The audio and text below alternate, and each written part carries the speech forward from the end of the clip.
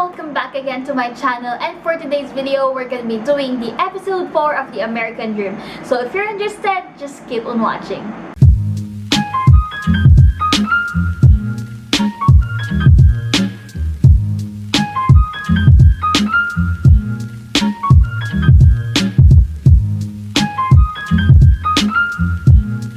So in this video we're gonna be talking about all the basic informations about the J1 visa.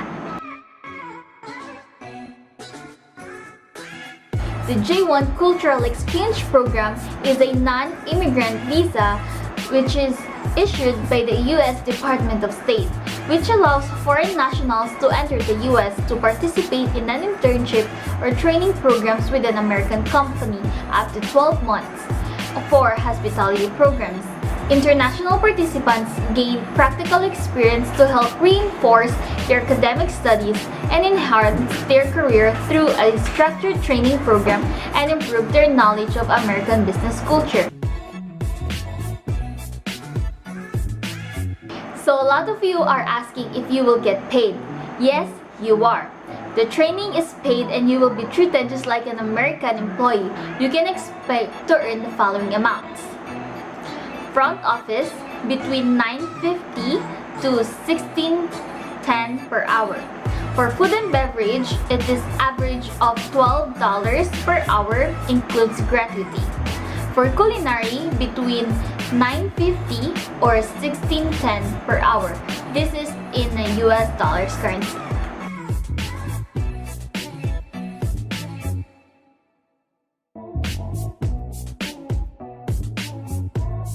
A J1 work and travel program is only for 3 months where you can work and travel to the United States.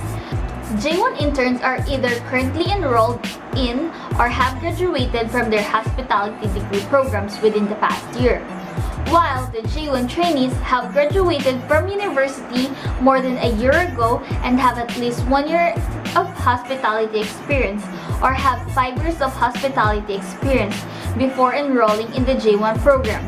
Trainees should have a more advanced training plan with more advanced learning objectives, including an advanced final training.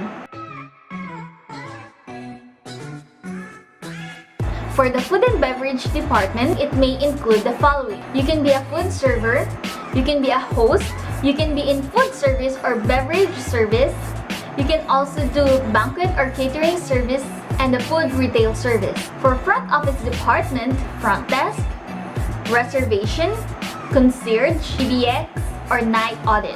Housekeeping supervisor.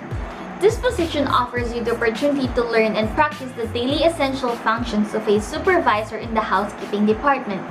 Practical training assignments may include quality control, inspections, scheduling of staff, organizational skills, inventory, laundry supervision, and business relationship between housekeeping and other departments. So, the last but not the least is the culinary or the kitchen management. Food preparation, sauces, meats, line cooking, pastry, bread, dessert, hot and cold service, inventory, and kitchen sanitation. You might be asking, is this training full-time or is this just a part-time job? Well, yes, the host company is required to provide you 32 hours or greater per week. You can also expect to receive time and a half for any overtime work. And if you're wondering if you can have a second job, the answer is no, unfortunately. You cannot work a second job and cannot transfer to another location unless other extreme situations. All transfers must be approved by the host employer and the sponsor organization in advance. Let's proceed to housing, travel, and lifestyle. So I would like to share my experiences during my J1 internship. So let's talk first about transportation, because you will always need the transportation going from one place to another or from your housing to your work. So in my case, I don't need a transportation because my work and my house is literally beside each other. It's just walking distance. It's, I believe, 5 minutes away. 5 minutes walk away from each other. So I'm really lucky. But in instance that you need to ride a bus or to ride a car, you know, and some different transportation in order to go to your work. So you need to ask to your employees if the transportation is provided, because there are companies that will give you credits for your transportation, and there's also other companies that doesn't give you any incentives for your transportations. Next is housing. So for our housing, it was provided already by our host company, and we are lucky for that, but it is not free. So there are companies that provide you housing that are for free, and there are companies that provide housing but you have to pay for it. So in our case, we have to pay $200 every 2 weeks, and I think that is not bad because we live in the beautiful Florida Keys and we have our own pool. We have a nice room, but our room actually shared by 4 people, and the only thing that I don't like about our house is that we have shared kitchens. So all of the people who are living in that same building are using the same kitchen. Sometimes it kind of pisses me off when someone didn't clean their, stuff, but then again, it's a working experience. And the third one is utilities. So there are accommodations that is fully furnished, but there's also accommodations that you have to buy your own microwave, or you have to buy your own stove, or you have to buy chair or table or plates and stuff like that.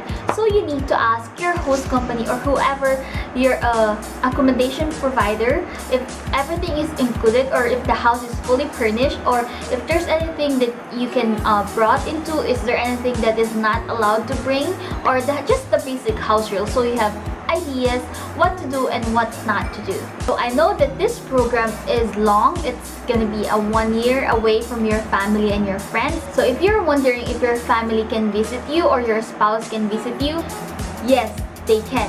The J2 visa is intended for non-immigrant spouses or children of J1 exchange visitor who accompany or later join their spouse or parent in the United States.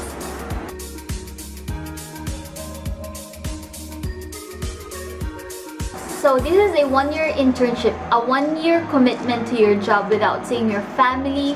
And I know it will be sad that you will miss some events, but for instance, if you want to go visit your country during your program, I would say yes, you can do it, but they mostly or highly recommended not to leave the country, just finish the program before going back to your country. But if there is an emergency or extreme situations, yes, you are allowed to go back in your country, but then come back again afterwards. For example, I have a friend that her sister is getting married, so they allowed her for a 1-week travel to going back in her country. And that's all for today, guys. If you still have any questions, please comment down below and I'll be happy to assist you. Please don't forget to like this video, subscribe, and click that bell button below so you'll be always notified whenever I upload new videos. Thank you so much. Bye!